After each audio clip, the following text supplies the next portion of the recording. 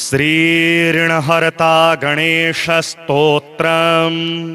ओम अस्य श्रीऋणविमोचनमहागणपतिस्तोत्रमन्त्रस्य शुक्राचार्य ऋषिः ऋणविमोचनमहागणपतिर्देवता अनुष्टुभ छन्दः ऋणविमोचनमहागणपतिप्रीत्यर्थे जपे विनियोगः।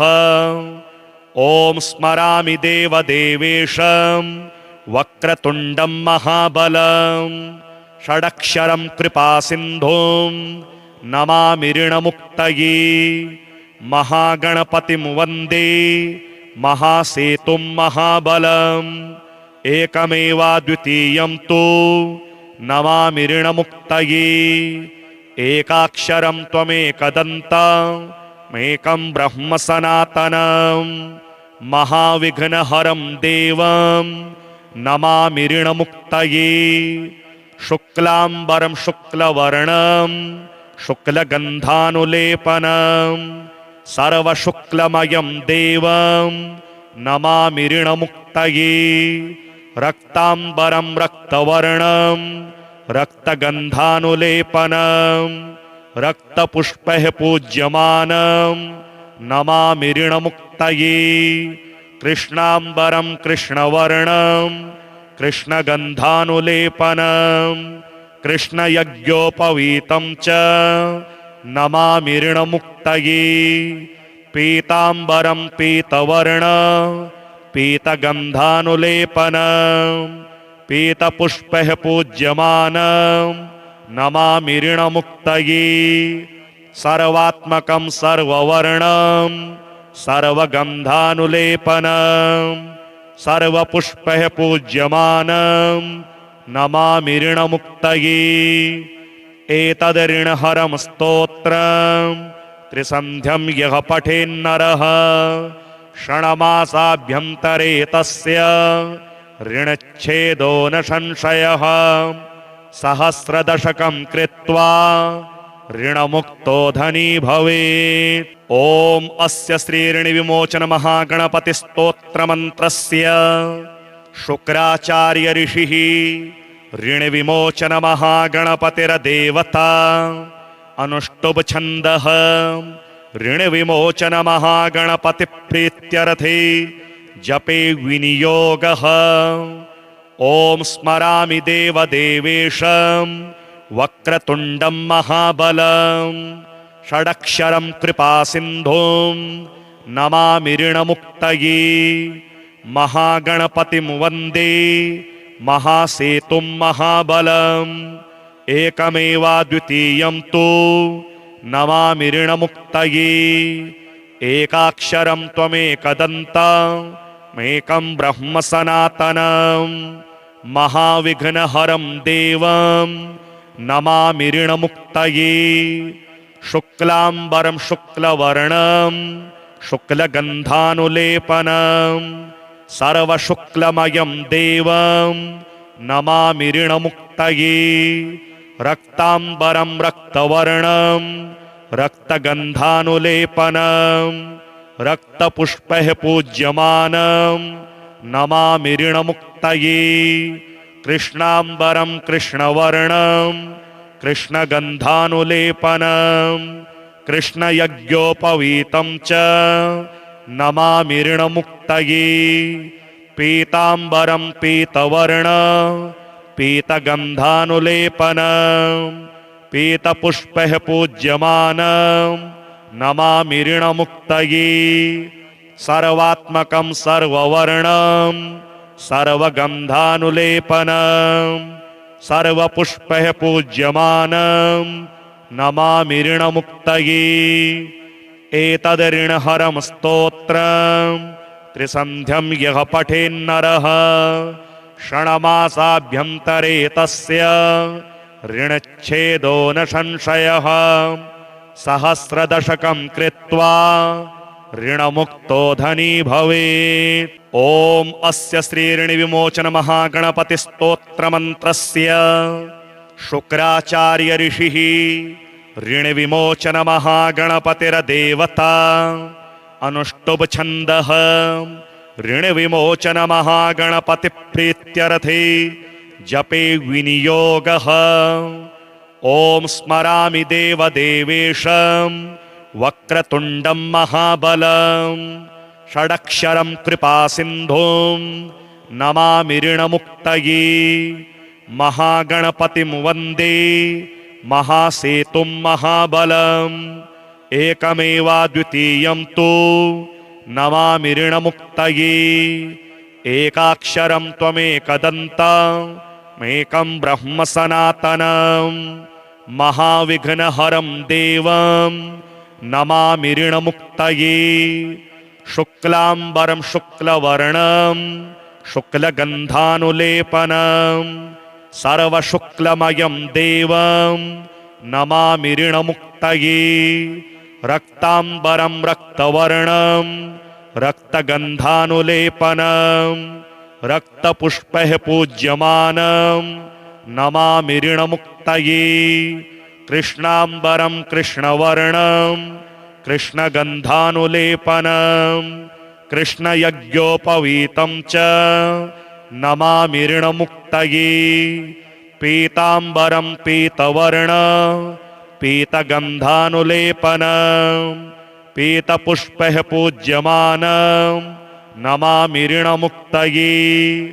सर्वात्मकं सर्ववर्णं सर्वगन्धानुलेपनं सर्वपुष्पैः पूज्यमानं नमामि ऋणमुक्तये।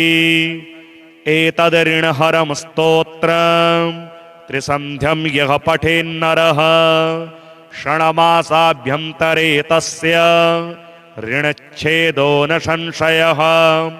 सहस्रदशकं कृत्वा ऋणमुक्तो धनी भवेत्। ॐ अस्य श्रीऋणविमोचन महागणपतिस्तोत्रमन्त्रस्य शुक्राचार्य ऋषिः ऋणविमोचन महागणपतिर्देवता अनुष्टुभ छन्दः ऋणविमोचन महागणपतिप्रीत्यर्थे जपे विनियोगः। ॐ स्मरामि देवदेवेशं वक्रतुण्डं महाबलं षडक्षरं कृपासिन्धुं नमामि ऋणमुक्तये। महागणपतिं वन्दे महासेतुं महाबलम् एकमेवाद्वितीयं तु नमामि ऋणमुक्तये।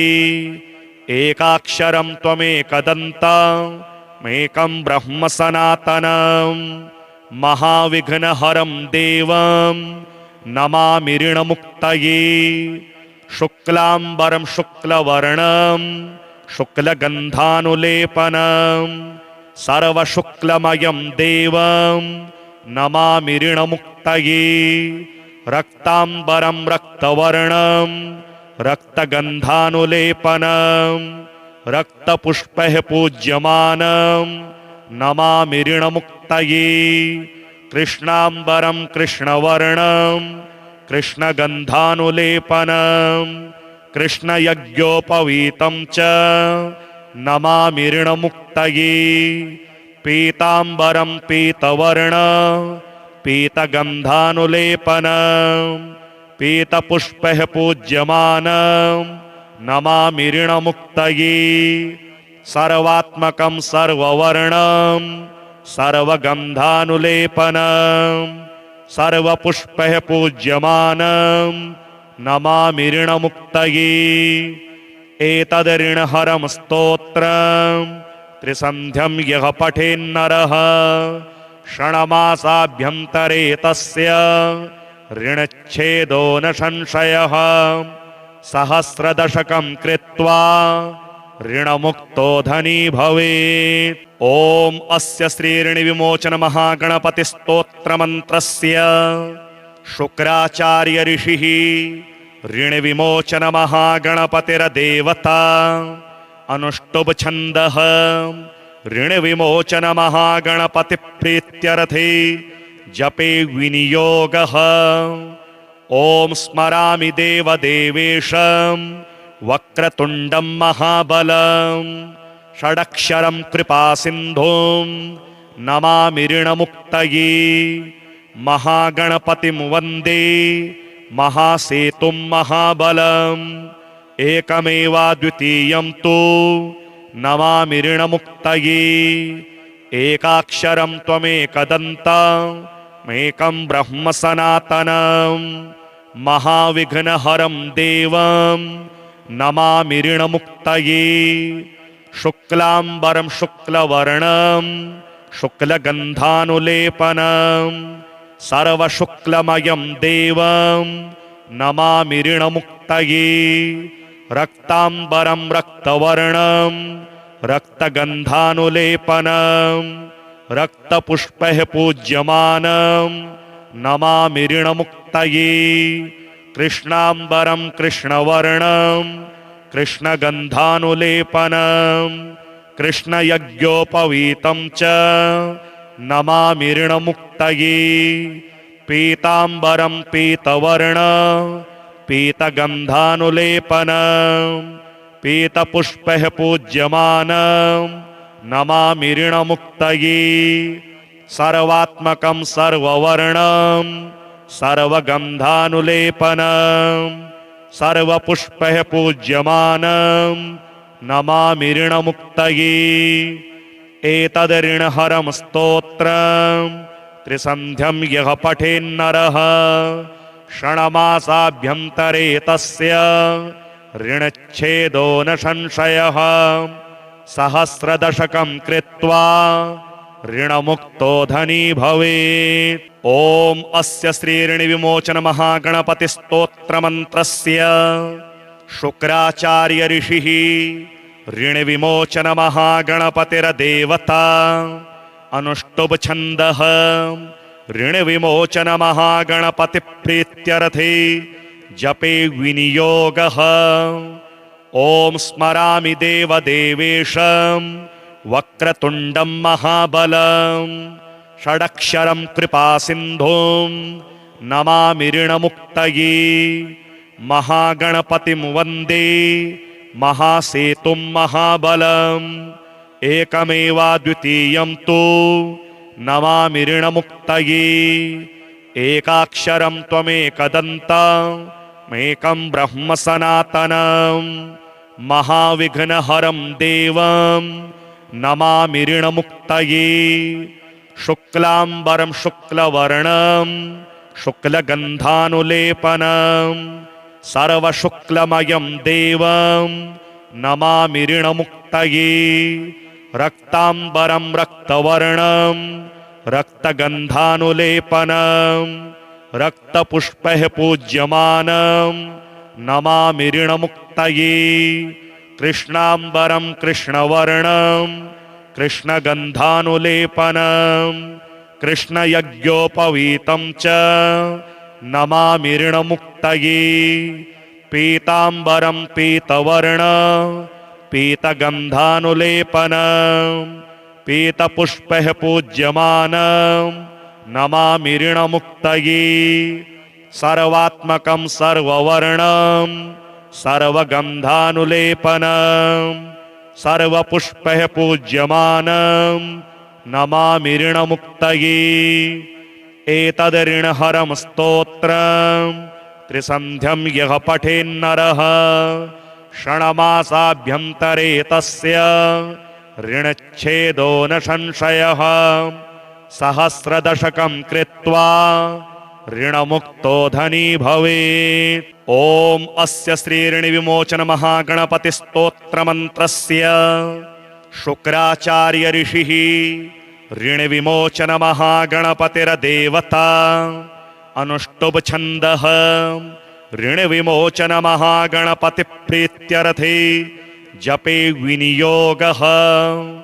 ॐ स्मरामि देवदेवेशं वक्रतुण्डं महाबलं षडक्षरं कृपासिन्धुं नमामि ऋणमुक्तये महागणपतिं वन्दे महासेतुं महाबलम् एकमेवाद्वितीयं तु नमामि ऋणमुक्तये एकाक्षरं त्वमेकदन्तमेकं ब्रह्म सनातनं महाविघ्नहरं देवं नमामि ऋणमुक्तये शुक्लांबरं शुक्लवर्णं शुक्लगन्धानुलेपनं सर्वशुक्लमयं देवं नमामि ऋणमुक्तये रक्तांबरं रक्तवर्णं रक्तगन्धानुलेपनं रक्तपुष्पैः पूज्यमानं नमामि ऋणमुक्तये कृष्णांबरं कृष्णवर्णं कृष्णगन्धानुलेपनं कृष्णयज्ञोपवीतं च नमामि ऋणमुक्तये पीतांबरं पीतवर्णं पीतगन्धानुलेपनं पीतपुष्पैः पूज्यमानं नमामि ऋणमुक्तये सर्वात्मकं सर्ववर्णं सर्वगन्धानुलेपनं सर्वपुष्पैः पूज्यमानं नमामि ऋणमुक्तये एतदऋणहरं स्तोत्रं त्रिसन्ध्यं यः पठेन्नरः षण्मासाभ्यन्तरे तस्य ऋणच्छेदो न संशयः सहस्रदशकं कृत्वा ऋणमुक्तो धनी भवेत्। ॐ अस्य श्रीऋणविमोचन महागणपतिस्तोत्रमन्त्रस्य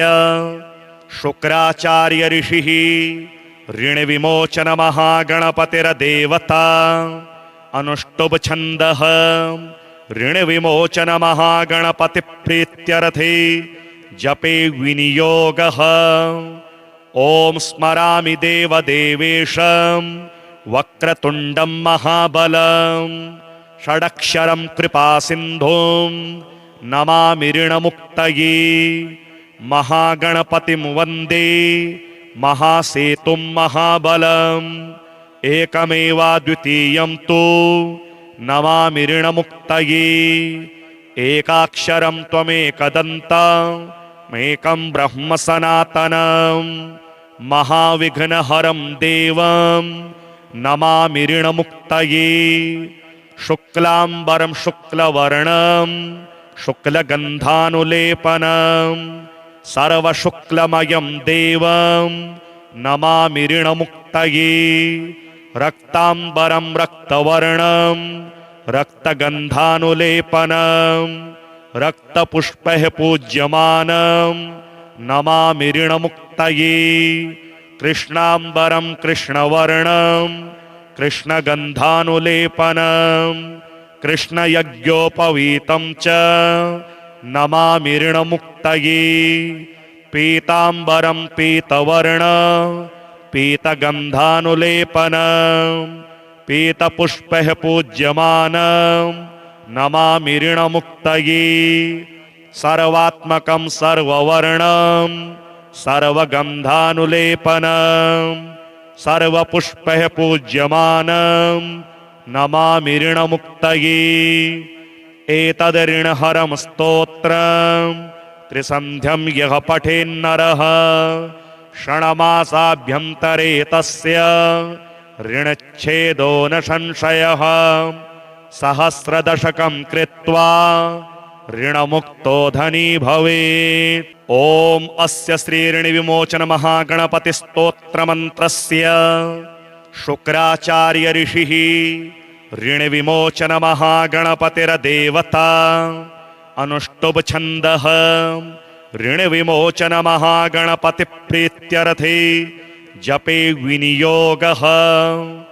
ॐ स्मरामि देवदेवेशं वक्रतुण्डं महाबलं षडक्षरं कृपासिन्धुं नमामि ऋणमुक्तये महागणपतिं वन्दे महासेतुं महाबलम् एकमेवाद्वितीयं तु नमामि ऋणमुक्तये एकाक्षरं त्वमेकदन्तमेकं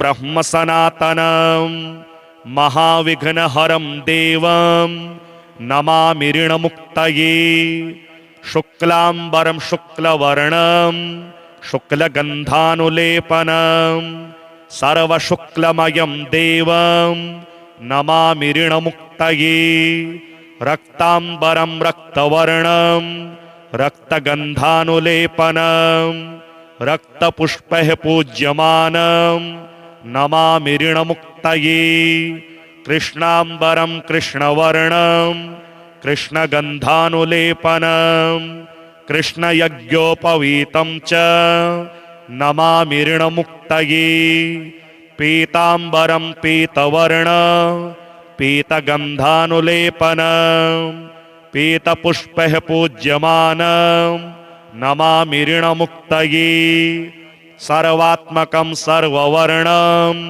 सर्वगन्धानुलेपनं सर्वपुष्पैः पूज्यमानं नमामि ऋणमुक्तये एतदऋणहरं स्तोत्रं त्रिसन्ध्यं यः पठेन्नरः षण्मासाभ्यन्तरे तस्य ऋणच्छेदो न संशयः सहस्रदशकं कृत्वा ऋणमुक्तो धनी भवेत्। ॐ अस्य श्रीऋणविमोचनमहागणपतिस्तोत्रमन्त्रस्य शुक्राचार्य ऋषिः ऋणविमोचनमहागणपतिर्देवता अनुष्टुभ छन्दः ऋणविमोचनमहागणपतिप्रीत्यर्थे जपे विनियोगः।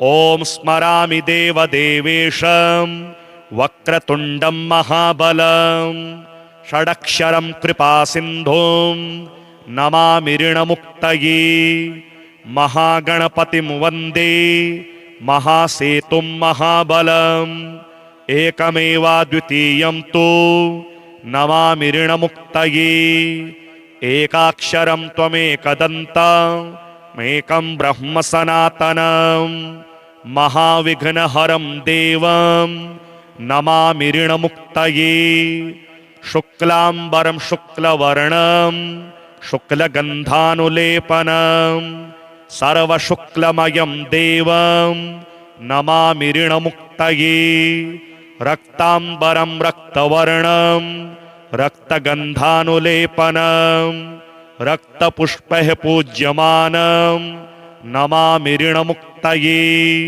कृष्णाम्बरं कृष्णवर्णं कृष्णगन्धानुलेपनं कृष्णयज्ञोपवीतं च नमामि ऋणमुक्तये पीताम्बरं पीतवर्णं पीतगन्धानुलेपनं पीतपुष्पैः पूज्यमानं नमामि ऋणमुक्तये सर्वात्मकं सर्ववर्णं सर्वगन्धानुलेपनं सर्वपुष्पैः पूज्यमानं नमामि ऋणमुक्तये एतदऋणहरं स्तोत्रं त्रिसन्ध्यं यः पठेन्नरः षण्मासाभ्यन्तरे तस्य ऋणच्छेदो न संशयः सहस्रदशकं कृत्वा ऋणमुक्तो धनी भवेत्। ॐ अस्य श्रीऋणविमोचनमहागणपतिस्तोत्रमन्त्रस्य शुक्राचार्य ऋषिः ऋणविमोचनमहागणपतिर्देवता अनुष्टुभ छन्दः ऋणविमोचनमहागणपतिप्रीत्यर्थे जपे विनियोगः। ॐ स्मरामि देवदेवेशं वक्रतुण्डं महाबलं षडक्षरं कृपासिन्धुं नमामि ऋणमुक्तये महागणपतिं वन्दे महासेतुं महाबलम् एकमेवाद्वितीयं तु नमामि ऋणमुक्तये एकाक्षरं त्वमेकदन्तमेकं ब्रह्म सनातनं महाविघ्नहरं देवं नमामि ऋणमुक्तये शुक्लाम्बरं शुक्लवर्णं शुक्लगन्धानुलेपनं सर्वशुक्लमयं देवं नमामि ऋणमुक्तये रक्ताम्बरं रक्तवर्णं रक्तगन्धानुलेपनं रक्तपुष्पैः पूज्यमानं नमामि ऋणमुक्तये कृष्णाम्बरं कृष्णवर्णं कृष्णगन्धानुलेपनं कृष्णयज्ञोपवीतं च नमामि ऋणमुक्तये पीताम्बरं पीतवर्णं पीतगन्धानुलेपनं पीतपुष्पैः पूज्यमानं नमामि ऋणमुक्तये सर्वात्मकं सर्ववर्णं सर्वगन्धानुलेपनं सर्वपुष्पैः पूज्यमानं नमामि ऋणमुक्तये एतद् ऋणहरं स्तोत्रं त्रिसन्ध्यं यः पठेन्नरः षण्मासाभ्यन्तरे तस्य ऋणच्छेदो न संशयः सहस्रदशकं कृत्वा ऋणमुक्तो धनी भवेत्।